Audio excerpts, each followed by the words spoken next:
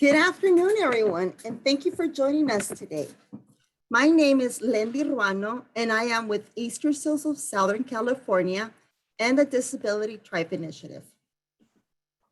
Today's live webinar, Advocacy from Informed to Empowered, will be offering Spanish and ASL interpretation. Para las personas que de habla hispana o que prefieren el español, pueden hacer clic en el icono con el globo blanco en la parte de abajo de su pantalla que dice Interpretation. Después haga clic en Spanish. Usted tendrá la opción de silenciar el audio original y escuchará solamente la voz de Rubén Díaz traduciendo en vivo. En el canal de español, si selecciona Mute Original Audio, nada más escuchará al intérprete. Si no, hace clic en Mute Original Audio, entonces escuchará a los presentadores de habla inglés al fondo. Our ASL interpreters are Dawn and Lorelei. They have been spotlighted so they can always be seen throughout the presentation. Depending on your device, this may mean that sometimes you cannot see the presenter. We apologize for the inconvenience, but we want to make sure that this live meeting and recording can be accessible to everyone. This presentation will have closed captioning, which you can access by using the button at the bottom of the screen. Next slide, please. A few things to note about Zoom before we get started. This meeting is being recorded to allow us to refer back to the discussion today and the input we may receive. You can hear and see us, but we cannot hear and see you. Everyone has been automatically put on mute and your camera is not on. Chat is not activated for attendees. However, presenters will be sharing some information through the chat during the webinar. If you would like to ask questions or provide a comment, please use the Q&A feature at the bottom of your screen. We do ask that you indicate which presenter you would like to send a question to. We have staff monitoring and responding as necessary. Some questions will be answered in real time, or we may ask for your email address so we can follow up with a more thorough answer after the webinar. Si desea hacer su pregunta en español, por favor inclúyala en la sección de Q&A y habrán agentes de habla hispana que podrán ayudarle con eso. Gracias. For those of you on a phone or a device, you may not be able to use all of the features we discussed. We will be providing other options for you to access materials or ask questions later in the webinar. Finally, at the end of today's webinar, we will be asking you to participate in our post-event survey. Once the webinar is over, a new window will pop open with the survey. Please provide your feedback so we can improve on future events. Now, it is my pleasure to introduce two strong and active advocates supporting the disability community. First, Elizabeth Crispy, public speaker and active advocate for herself and the disability community. Joining her is Amber Carey Navarrete, Director of Person-Centered Services at Eastern Seals, Southern California. Amber, Liz. Thank you so much, Lindy. I would like to welcome everyone to today's webinar. Throughout this past year, we at the Disability Thrive Initiative have been working to educate and support the disability community to navigate the alternative services model. We have learned over this time that the challenges people are facing are often not just specific to the pandemic or alternative services, but instead are due to people not knowing what to do or who to go to when their services are not meeting their needs. Maybe they are not informed about their choices and options, or maybe providers need ideas on how to better customize their services. We have considered it our privilege to be able to provide this help for many months now, and we are still here to do so. But there is more information and support out there, and if we all work together to inform and empower those around us, the sky is truly the limit. Today we have with us advocates in many different arenas. We can help inform the disability community with a passion project to educate students with disabilities about their rights and learning about how the Office for Clients' Rights Advocacy may be able to help you. Then we want to empower people to have a seat at every table, like those who are here from the Self-Advocacy Council 6, letting us know that the power starts with you. And then using that power to create the systems change to better everyone's life. Your voice, we have with us here, LaKenya and Goldie to help us learn more about that. So your voice may start today speaking up for the alternative services that you need, but tomorrow you could be speaking on behalf of those who are still finding their voice. Next slide. On behalf of my colleague, Elizabeth Grisby, I would like to have a quick quote from her regarding what it means and why it is important to be informed. She states, "It has always been vital and important to inform people with disabilities about their rights and choices, and especially now during alternative services. You only know what you know, and a lot of people think they just get what they get. We need to let people with disabilities know that they don't have to feel like they are stuck. People need access to the information, choices, and options needed to make the best decisions about their life and services. Sometimes it feels like there's a secret menu and we never really know what the options are. We deserve more." So thank you, Liz, for sharing that with me earlier today. Next slide, please. So now, informing and educating about rights is needed from really early on in people's lives. And with that, I would now like to introduce Aviva KERSTIN to join us. Hello, Aviva. Good to be here. Hi. Thank you. And I apologize if I mispronounced your last name. Are you able to go on camera? Oh, yeah. Yes, I'm on camera. All right, perfect. Well, good to see you here, and thank you so much for your time. To get us started, I was hoping today we could just go ahead and have a rich discussion about your passion project of creating a Bill of Rights for students with disabilities. Can you tell us a little bit about that? Well, the students with the disabilities, these are the many things that people without disabilities take for granted that are often out of reach for students with disabilities, such as the right to education, physical and emotional wellness, a stable and nurturing environment, a safe, healthy, and comfortable home, clean water and clothing. As students get older, age-appropriate access to technology, reproductive healthcare information and services, and so much more. They will be informed that these are rights, not privileges, and they should not be taken away as punishment. Thank you so much. And so my understanding is that you are working towards making this just a part of every student's curriculum that they receive really early on. And I think that is such a great idea if that is not already happening within our school systems. So next slide, please. So why do you feel that this rights education, especially at such a young age, is so important? Children with disabilities have a higher risk of abuse and neglect than their peers without disabilities. Types of abuse include physical abuse, emotional abuse, neglect, intimidation, sexual abuse, and isolation. Next slide, please. So connect these dots for me. So what you're saying is by not knowing about your rights and how to speak up for yourself, it increases the risk of abuse. Can you further speak to that?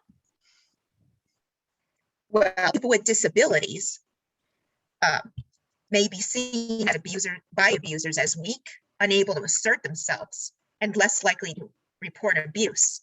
This makes them easy targets. People with disabilities may believe that they deserve the abuse.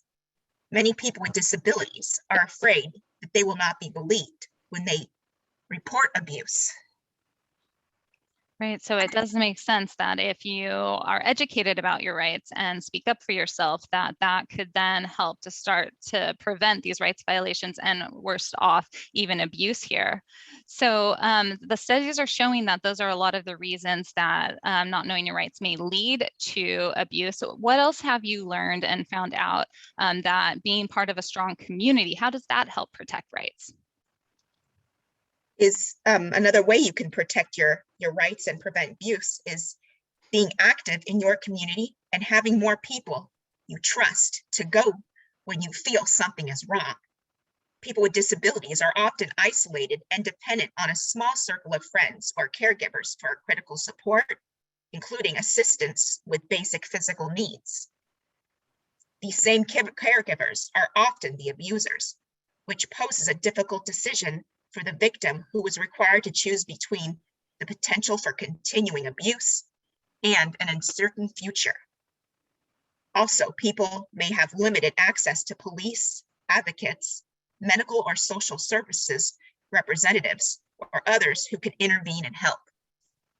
Oh, wow. Yeah, no, I see that the research here really leads to some negative outcomes. Next slide, please. But the good news, I think, is that if education about rights can protect people from harm, that it can actually bring other positives to that student and to people with disabilities in general. So what are some of the positives that can come from learning about your rights? When children learn to speak up for their rights, they have a brighter future, do better in school, are able to advocate for themselves as adults, and become more assertive people. That's great. Next slide, please. So to kind of continue from there, so if you're informed about your rights and your choices, that can improve your life and empower you. Is that what you're finding? Yes, studies show when people have the right to personal decision-making, emergency department visits decrease by 47%, behavior events decrease by 69%, had more than double the amount of quality of life outcomes compared to people who did not exercise rights. When people have the right to visitors, abuse and neglect incidents decrease by 57%. That's great. So I can definitely see how if we are able to get more rights education into the school system and with children with disabilities, that then not only protect them from harm, but the chances of having a better future is much more in the grasp. And that starts with just even personal decision-making over what's happening day to day and making sure that people's needs are getting met, such as through the alternative services model and many other things that are happening out there in the world. So thank you so much, Aviva, for ensuring everyone is educated about their rights. And we wish you the best of luck on getting the ear of legislature or whoever to get your Bill of Rights project established within the school system. Thank you so much for the work that you do. Thank you. Next slide, please. Now, speaking of rights, I have the pleasure of introducing Bhumit Shah, who is a client's right advocate from the Office of Clients' Rights Advocacy. And he has been advocating for himself and others for a long time now and continues to do so in his current position. So we are very happy to have him here with us today so that we can continue the conversation about rights and advocacy. So thank you so much, Bhumit. I see you there. So to get us started, would you please share with us what got you into becoming or wanting to become a client's rights advocate? As a person with a disability myself, I've known the struggles of navigating a complex system of supports and services so I can maximize my independence in my personal and professional roles over the years. I've seen the benefits of getting these support and services to individuals, how it improves their quality of life. So before coming to DRC, I was a peer mentor at Rancho Los Amigos National Rehabilitation Center. And after that, I was a system change advocate at the Del McIntosh Center. So throughout these experiences and using my personal knowledge, I know that it's very important to have an advocate on your side that you can relate to. So that's where we understand the needs of the community. Thank you so much for that. And thank you so much for what you do. I think that's very true. I think sometimes people don't know who to go to or they're intimidated by those they are thinking that they need to go to. So having someone they can relate to help them in their advocacy is so important. So you were able to share with us a lot of information when preparing for this webinar, and we have added a lot of it into this slide presentation, and everyone can access our slide presentation in the chat, or also we will have everything posted and in Spanish as well within a few days on our website. But in the meantime, since I have you here, Bumit, I'd really like us to kind of continue the discussion so we can see how not only the information, get that out there, but talk about how it really plays out in people's lives. For example, we have heard that a lot of people maybe have not been made aware of their rights when it comes to the LANTERMAN Act. So you see that here on this slide. Next slide, please. And people also do have a lot of rights when it comes to regional center and the services that they receive through that. Next slide. But some people even have questions when it comes to the exact role of their service coordinator, or depending on your regional center, you may call this person a case manager or other titles. But what I'd like to know from you, Bumit, is what do you find is the most important thing for people to know about their rights when it is related to, you know, the LANTERMAN Act and regional center and service coordinators? What do people need to know? So, in the day we're living now, there's no one size fits approach to supports and services. So the intent of the LANTERMAN Act and support from the regional center is to develop a customizable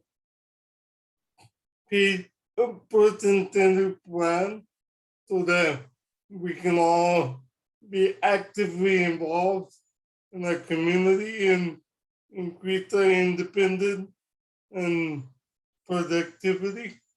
So whatever that may look like, it's different for each individual, and your service coordinator is the best point of contact to relaying your individual needs in order to get services from the regional center.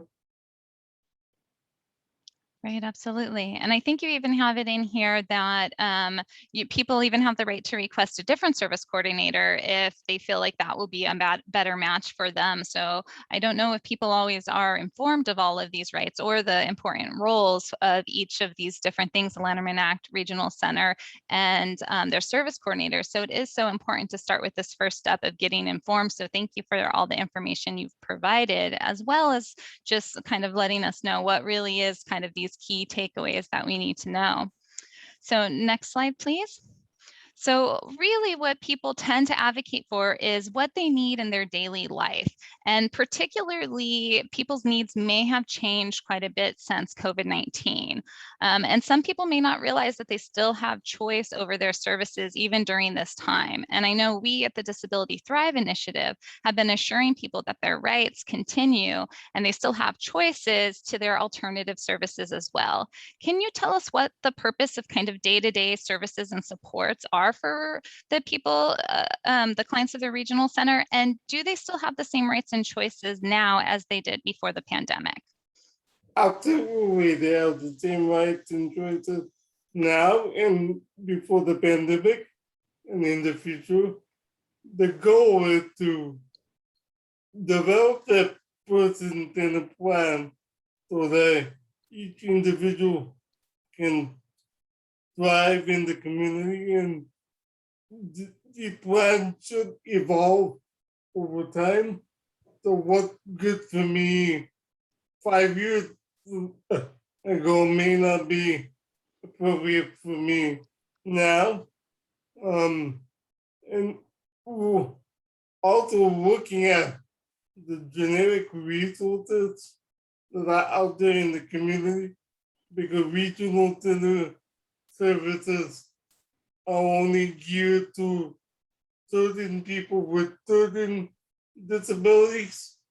But there's a lot of generic resources that may be available as well to accomplish the same goals, like if you want to work, you should contact the Department of Rehab. If you want help around the house, maybe you should look into, supportive services. And if you want to go to school or further your education, you may want to look at support services that colleges and universities offer for people with disabilities. Right, absolutely. Thank you for that. I do think sometimes people don't realize all the different options that they have, both within regional center and providers, as well as these generic resources, as you mentioned. Next slide.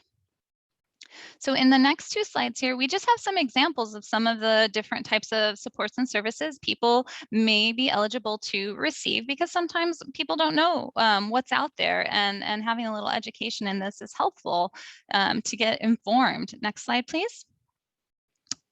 And one more slide, please. But now that we've talked a little bit about the types of supports and services that people have choice around and have rights to, what do people do if they if they want to change, or they're not happy with some of their supports and services? What do you recommend?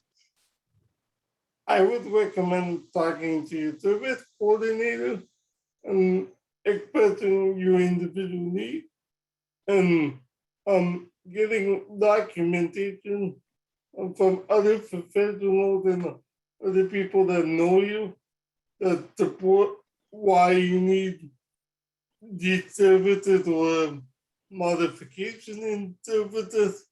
And lastly, the Office of Client Advocacy supports all 21 regional centers throughout the state of California. I support consumers from South Central Los Angeles Regional Center. And we can assist with education and advocacy about knowing your rights and how to get the services you need, so you people can maximize their independence. Right, no, absolutely. So next slide, please. Let's go ahead and dive a little deeper then into the Office of Clients' Rights Advocacy. As we can see here on this slide, the services are free of charge for clients at the regional center. And as you mentioned, there's a client's right advocate at every regional center, but they can help with a lot of different things. Next slide, please. So can you share a little bit about what you kind of feel the main role and purpose of clients' rights advocates are? A client rights advocate is somebody that can help you resolve problems with the regional center. So if you're having a problem about a service that is being denied and you feel like it's a necessary service, and depending on each individual situation, we can see what's the best approach in helping you become a better advocate, or in some cases, assisting you with the advocacy needs. It really depends on a case-by-case basis, and we're happy to talk to each individual independently to understand the needs, and to help them get the support and services they need from the regional center or any other generic resource out in the community. Yeah, no, absolutely. That's great to hear, because I think, I don't know if people always realize not only that the client's rights advocates are there, but then also that you are able to support people and help facilitate advocacy even in areas outside of regional center services. So next slide, please. So I know if people access these slides after, they can see some of the different examples of ways that the Office of Clients' Rights Advocacy may be able to help. Next slide, please. I know this one just kind of shows a whole bunch of different types of support areas that a client's right advocate might be able to help in. Is there anything you want to elaborate on from, the different generic resources or other types of supports and supports and services people are eligible for? So a lot of people know about in-home support services. So if you feel like you're not getting the hours you are entitled to, and you don't know how to read, don't know how to interpret the documentation that they're sending you, and you're a client of the regional center, you can always call your client with advocate and tell them, hey, can you help me understand my right for HSS services and how I can give a better, how I can change my social worker or get more hours because I feel like I'm not being supported enough. Social Security is another big issue. A lot of people work and report their wages, and then month later they receive notice that they are being they have an overpayment, and those kind of things can be complex even for me. So knowing deadlines and knowing the different options that may be available for individuals to resolve the issues, a client-led advocate can be involved. Access to medical equipment like wheelchairs, walkers, a doctor that you need to see, medication that might be denied. You may get a denial from Medical or the private insurance company you're with, and you can always reach out to your client or advocate and see how they can help you navigate those generic services. But the big one is regional center. So if you believe that,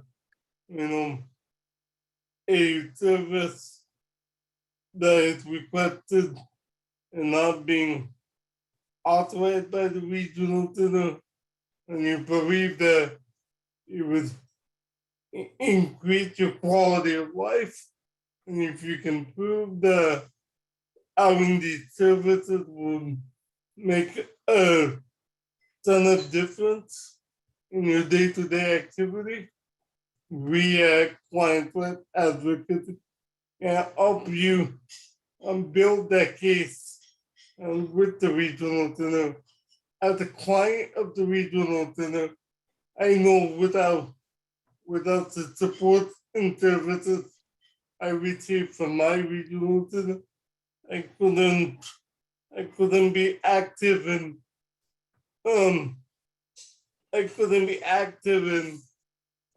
contributing to my community. So I know the importance of having a good relationship with your regional center, having a great advocate on your side. And we here at Disability Rights California and the Office of Client Advocacy want to help people build those skills so they can be their own self-advocate. So in the future, they can advocate for multiple people on a system level so we can improve the systems going forward so we can all live an age with dignity.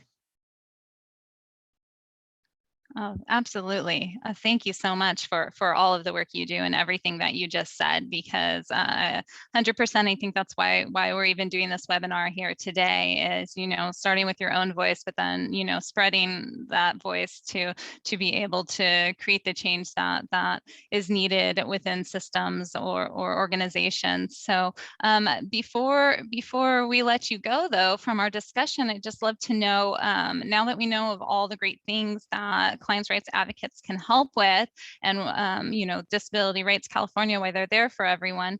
Can you give us a little bit more information on just how to get connected with your client's right advocate and what to expect if you do reach out? So there are 21 regional centers across the state. Each of our offices work with different regional centers. Like I said, I support South Central Los Angeles Regional Center, but you more than welcome to reach out to me. Amber can put my information in the Q&A or the chat. My number is 323-292-9907. And my email is gumit.shaw@disabilityrights.ca.gov.org. But we do have a general intake line for both Northern and Southern California. So you can call those numbers on the screen and they can direct you to the appropriate office. And so the office can provide assistance and go through our intake process. Excellent. Thank you so much. I will get your information in the chat just shortly here. So thank you so much for your time today, Bumit. And I do encourage everyone out there, if you do have continued questions, to reach out to Bumit or your client's rights advocate. You're also welcome to contact us at the Disability Thrive Initiative. And we will always, of course, do our best to get you connected to the right person that you are looking for. So thank you again, Bumit. And I'm sure we'll be getting lots of great questions for you. Thank you for your time, and hopefully we can all be a better advocate for ourselves. Oh, I love that. Yes, absolutely. Thank you. All right, so next slide, please. So now we want to take it, now that we've gotten all that great information, we want to know how to take that information and get empowered. So I will again read a quote provided to me from my colleague Liz regarding what it means to be empowered. So to quote, she said, "Information is power, and once you have the information, there is nothing to stop you now. I already know I have my rights. I already know I have my choice. That is good and all, but now I need to really do the footwork and be my own advocate and put everything I have learned into practice. You can have a voice at every table. It does not stop when you get your services. You can help other people have the life they want to." So thank you so much, Liz, for providing that to me earlier today. And next slide, please. So along that same vein, it is now my great pleasure to welcome the Self-Advocacy Council 6, whose committee members have made it a point to take their power all over the state. And now they want you to know that that power also starts with you. Next slide. So if you could please join me, Trina Castro, and get us started today. Everyone can hear me and see me? Yes, we can see you and hear you. Thanks, Trina. Hi, my name is CATRINA Castro.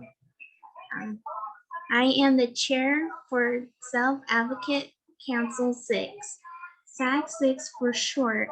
Before I share more about myself, we wanted to give you a brief history of how SAC6 got started and what our mission is. The Self-Advocate Council 6 was created in May 1992 by self-advocates at any area self-advocate meetings and Service Area 6, Alador, Calaveras, San Joaquin, Stanislaus, and Tolmani. I'm not sure I'm saying that right, and countries. The Self Advocate Council 6 started in 1992 with 5,000 through a grant that Area Board 6 got from State Council of Development Disabilities. And for sole year 1998 and 1999, the South Advocate Council 6 had received funds from Valley Mountain Regional Center. In exchange for that funds, the South Advocate Council 6 run quality area-wide South Advocate meetings, help people learn about South Advocate. Presentation at local and statewide South Advocate confidence and help build local groups and represent South Advocates to the chat thing. The regional center and other decisions-making boards. Next slide. Two representatives from each South Advocate chapter in Area 6 can serve on South Advocate Council 6. SAC 6 has representative on all Valley Mountain Regional Center. For communities, the State Council on Development Disability, SCDD, North Valley Hills Regional Advocate Communities, Statewide Advocate Network, and Development of Disabilities Services Consumers Advocate Communities, to name a few. The mission of the State Advocate Council 6 learns about issues that impact lives of people with disabilities. Tell the South Advocate group about important issues. Find out what the South Advocate groups thinks about important issues. Find out what South Advocate wants in their lives. Talk to people who make decisions for people with disabilities, included VNRC, DDS, and CSCD, and tell what South Advocate wants. Help the South Advocate movement of growth. Next slide. Now, some things about me. I represent Open Door Services in Matika. I also currently am on the DDS CAC Development of Disability Services Consumer Advocate Community. I am now on the VMRC Nominee Committee and SAC 6 Finance Committee, as well as SAC 6 Schools Community. The reason I got involved with Advocate is to make sure my voice is heard and speak up for everyone. I want to make sure people have rights are being respected because they are important. I want to help people with disabilities and people without disabilities to understand what we go through. Next slide. That ends my.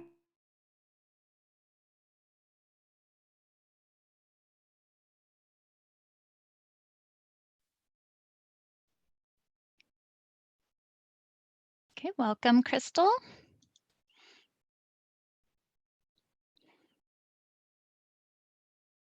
Oh, I'm not sure if I see you back with us. So there might be a couple people experiencing some technical difficulty, but I do encourage everyone to read their bios and see all the great work that they are doing. And you will have access to these slides both in the chat as well as posted on our website in the coming days. So next slide, please. Okay. Can you guys see me? I can see you. I can hear you too. Okay. Hi, I am Lisa Adje. I represent Valley Caps of Modesto, and I am the newest ARCA representative, Associate Regional Center agent. And I am SAC6 consultant, and I am on the VMRC Finance Committee and the VMRC Consumer Services Committee. I am also a new VMRC board member. During COVID-19, SAC6 needed a way to keep each other informed and to share important information with so we started the Friday chat Zoom chat. Some of the topics we had were: what was a stimulus check, health and wellness, voting, U.S. Senate, scam and alert, how to connect with your legislation, mental health and wellness, self-determination, how to engage with law enforcement, know your rights, disaster preparedness, coping with the loss and grief, personal central planning, cyberbullying, unemployment in youth, Special Olympics. Next slide.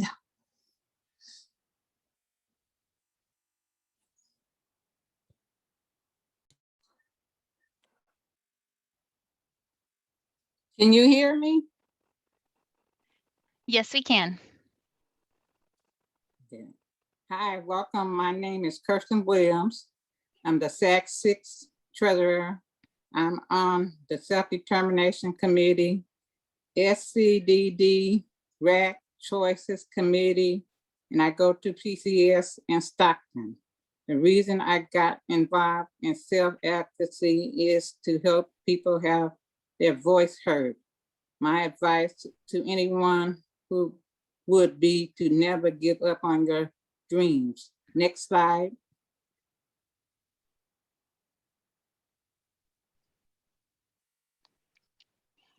Okay, so yes, we have a couple other people who have their bios on here. And again, I encourage everyone to read them, but due to some technical difficulties, we'll go ahead and go to the next slide. Oh wait, Jessica's here, never mind. Great, Jessica, Hi. I'm glad you made it.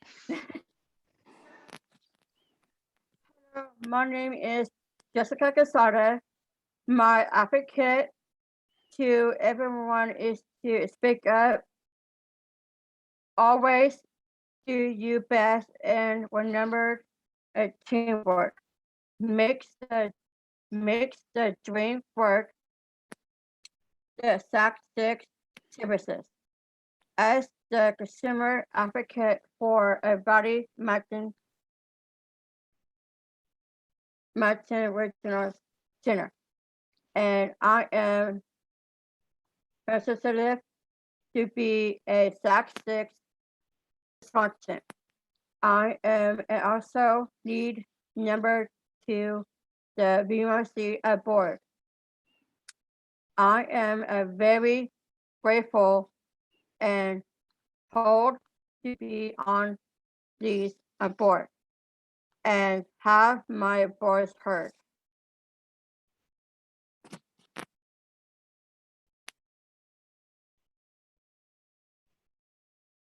Thank you, Jessica. Next slide.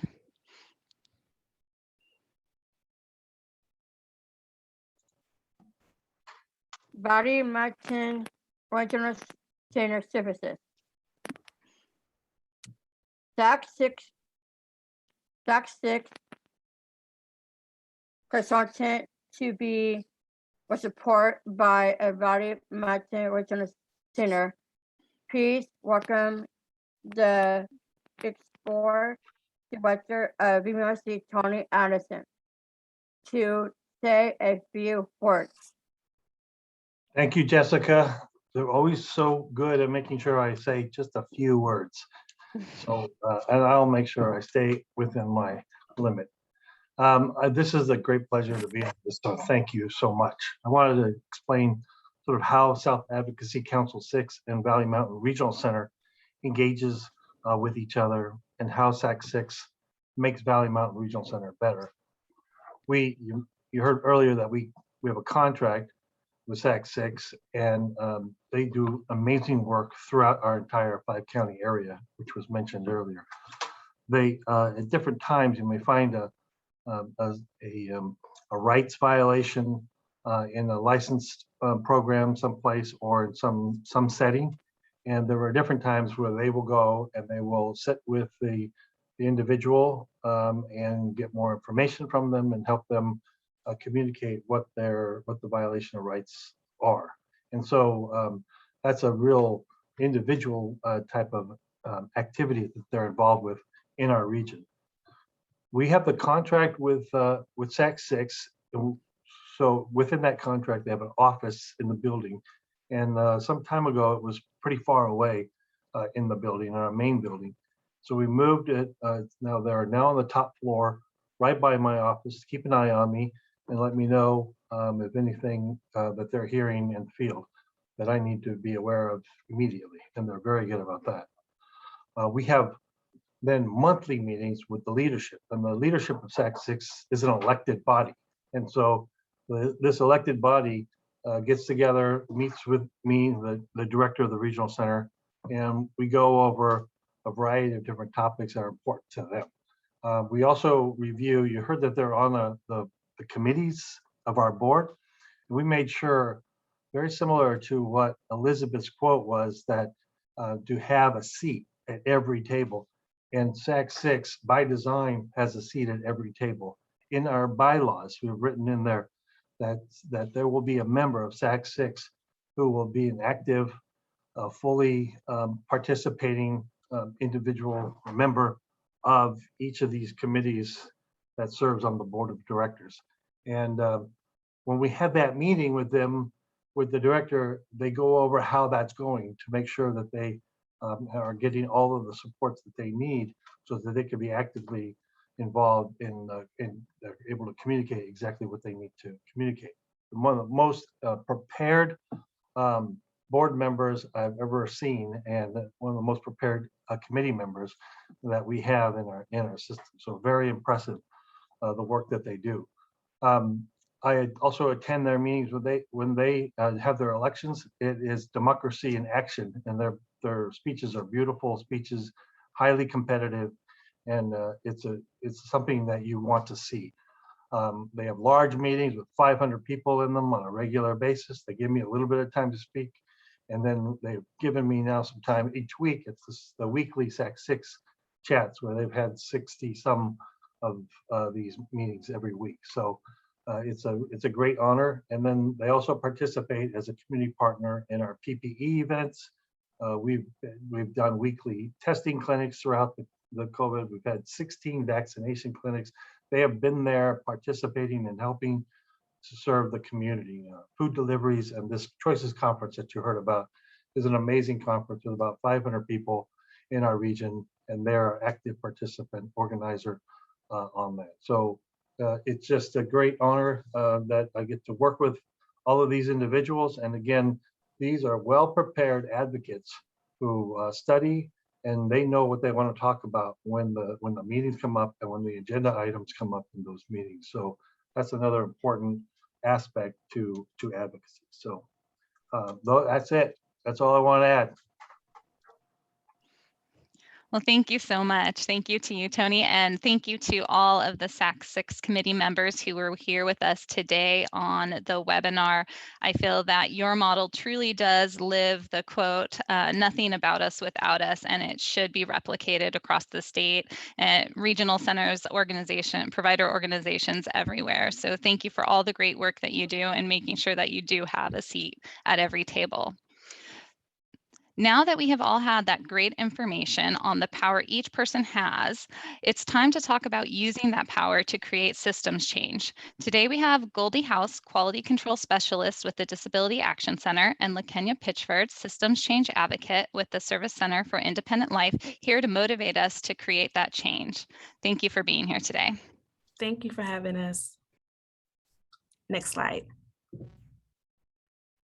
Of course, we already been introduced, but we're going to introduce ourselves again. My name is LaKenya, and I'm with Service Center for Independent Life. I am a systems change advocate. My name is Goldie House. I work for the Disability Action Center. I'm a systems change advocate and quality control specialist. Today, we are also a team that works with the DO organization, Disability Organization Network, with a team of advocates empowered 29 team leaders in 28 independent living centers. Next slide.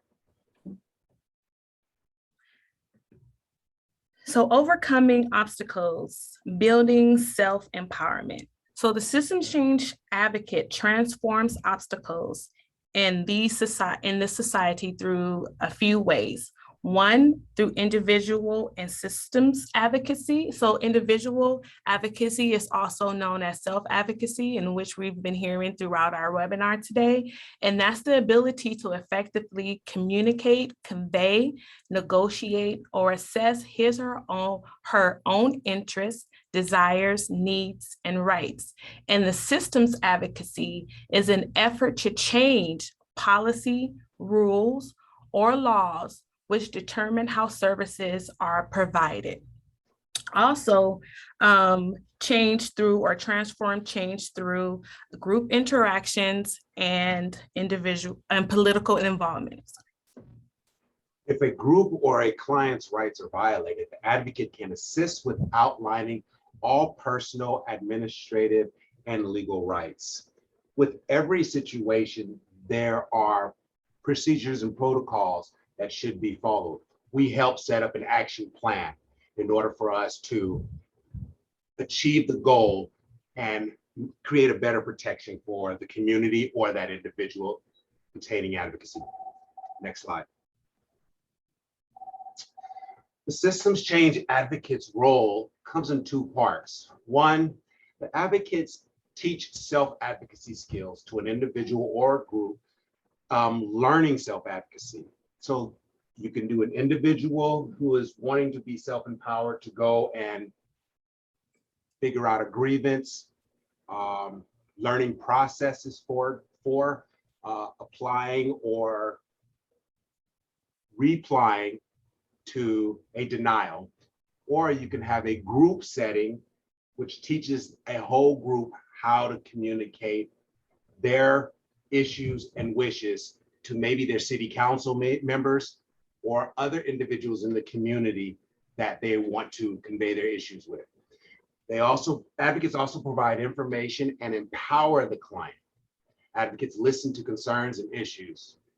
Advocates gather all facts from all parties involved, be non-judgmental and non-partisan. Us as advocates, we don't pick sides. We help the individual understand the systematic situations and how to govern themselves through it. Next slide, please. Second role of advocates is to assist with sorting through the options and choices an individual has. What is the role of the process that you need to start or to act with? Because we need information in order to help you. So we have to start with a plan.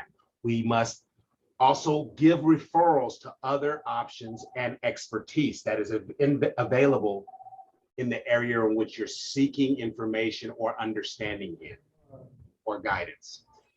Advocates also follow clients' lead as to how much assistance is needed. We are advocates. We don't push anyone to do anything. We educate individuals to want to empower themselves, to help them create ways to ask their questions, to find their voice. We do not tell them what to say. We do not tell you what to say. We help you find your voice and guide you in the best way to get your outcome. Advocates also provide an objective perspective on a situation. We also must look at both sides. We must play devil's advocate. We must tell you the pros and cons. So you must be aware of any ramifications or repercussions or procedures that must be followed in due process. Next slide. So advocacy defined. This is how you can get effective advocacy. And first I want to start with the diagram that is on the left side of the slides. It's called the advocacy wheel. And the advocacy wheel is a continuum. So we have targeting, influencing, and evaluating. So these items, these elements in the advocacy wheel can be on a continuum throughout until you get your achieved goal. So advocacy is a planned action to support an issue, interest, cause, or data or idea. Sorry. Advocacy occurs on behalf of the powerless or behalf of those that can't speak for themselves. Advocacy also is about justice and equality for the dispossessed or the demarginalized. And a part of the advocacy wheel in the definition of defining targeting is the area of issue or problem. So that's where we're starting at. Influence is the action made to solve the targeted issue. And then evaluating is observing the results and making any changes if needed. Next slide. So what is the goal of advocacy? The goal is personal rights to provide services directly to assist the client. Advocates must be aware of the constitutional rights of people with disabilities. And this is so important in order to be an effective advocate or an effective systems change advocate. We must know the rights of people with disability. And one of the constitutional rights, for example, is the Americans with Disability Act. Clients must also use these powerful constitutional rights and assert them. So as advocates, to be effective, we want to educate our clients or consumers to learn also about their constitutional rights. When they learn their constitutional rights, they can become more effective self-advocates. Next slide. And I also want to add that advocates do not do crisis work. So as advocates, we guide our clients to identify the issue to address. That's that target. We also identify where the client will address the issue. So what agency or what level of agency, where we need to go to voice our issue to.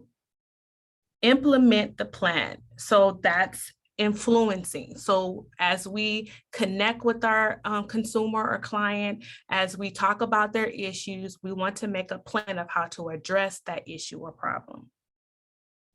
Observe the results. So now we're going to into the evaluation stage of the advocacy wheel. So we want to observe the results of the planned action and assess it. So we're going to evaluate and target. So we're going to sit back and assess the results. So that means if any changes that need to be made in the planning stage, or do we need to modify it? Do we need to revise it? And if we need to go back through the steps again in order for us to get our achieved goal. Next slide.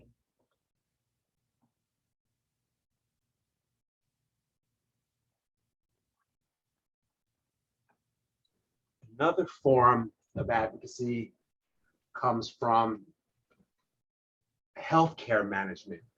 This brings up our agency creating the DiverSABILITY Advocacy Network through the SCAN Foundation. This is also known as DAN. DAN was formed in 2012 and serves northern Sac Valley and surrounding mountain counties. DAN partners with the Disability Action Center and the North State Office of the State Council of Developmental Disabilities.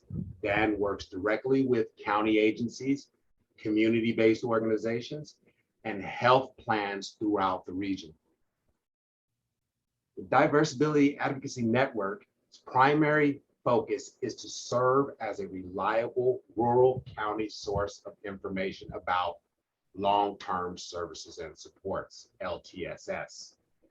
Legislative and healthcare changes affecting all groups. Advocacy comes in many shapes and forms. Even an advocate sometimes needs an advocate because we have questions and problems we have to consult with a team to help find a question or a solution for the community or an individual. Next slide.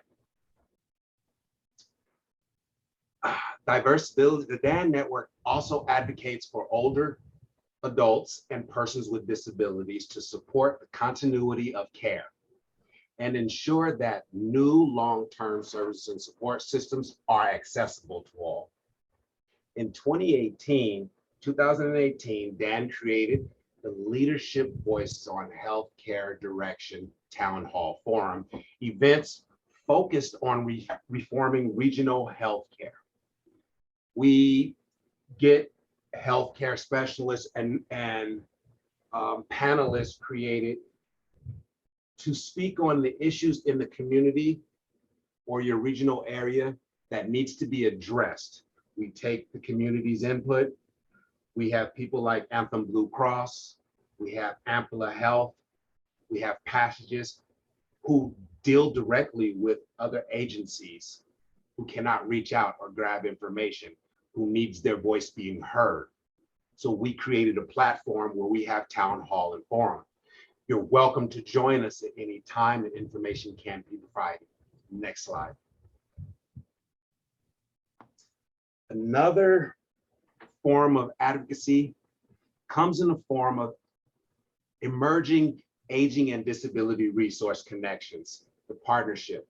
This, what you're looking at, is how can we help the community? This is an evaluation tool of how we can assess so that we can create a plan, so we can put something into action to meet a change. This is just a simple tool of assessing for a program. Next slide. So as part of the Disability Organization Network, the DO Network, we've come up with a particular message called, in essence, you can make #empower choices. It's a part of the DO Network's advocacy empowerment action through outreach and education in the collaboration of advocates throughout the state. The bubble map that is on your screen is a message of choices that individuals can make to be safe and slow the spread of COVID-19. And because we're in it right now, we wanted to build a educational piece to help others make choices because they have control over their lives.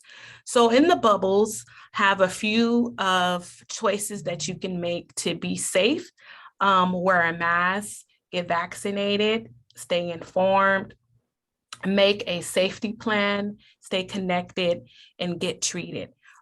This is an interactive diagram, so you can choose or click on this different bubbles and get more information for each title. If you want information, our contact is at the end of the slides, and you can be able to get this interactive diagram so you can get more information. So this is just one small piece of advocacy and empowerment message for the community to know that they have choices. Next slide. So almost coming into a close, we want to let you know, let's get connected. It's important to connect with each other. It's important to connect with other organizations and advocates so that we all can get our voices heard. We all can do the work. And I just appreciate all the other presenters, SAC 6, in their efforts in getting others, getting their voices heard and allowing other people to get their voices heard through their advocacy. Next slide.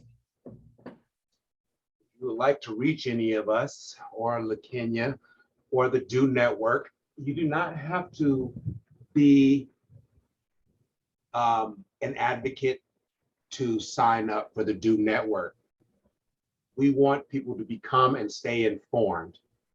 You can reach out to either one of these emails for more information. I do appreciate your time and your ear. We do need to keep connections and maintain connected because advocacy is a powerful, understated tool. Thank you. Thank you. Thank you both so much. I really appreciate your time here today and all of these different ways that people can not only get resources and help that they need for their own advocacy, but then also to get more involved and, like you said, just bring advocates together and connect people, because that's where we really see that system change and the power lie. So thank you again for your time here today. So with that, when we're talking about support and resources, not only do we have all the great information contained within this webinar today, but we do want you to always know that you can reach out to us at the Disability Services Support Center through the Disability Thrive Initiative at support.disabilitythriveinitiative.org. We are here to connect you to those resources that you need, and especially when we're talking about alternative services. As everyone expressed during this webinar, advocacy often starts with ourselves and our own voices over the things that we need. And we know that the pandemic and alternative services is just one piece of your overall quality of life. And we want to make sure that your voice is heard and that the services that you are needing are happening during this time. And if you are a provider out there, please do also feel free to reach out to us. We are here for the entire disability community to connect you through your alternative services.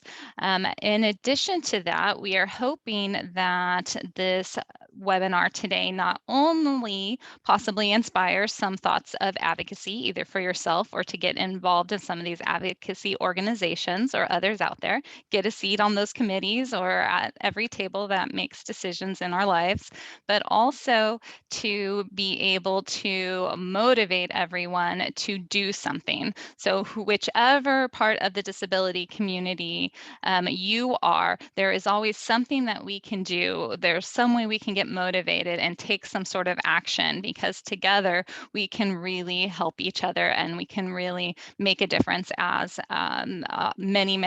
pretty much all of our speakers here today have spoken about. Next slide.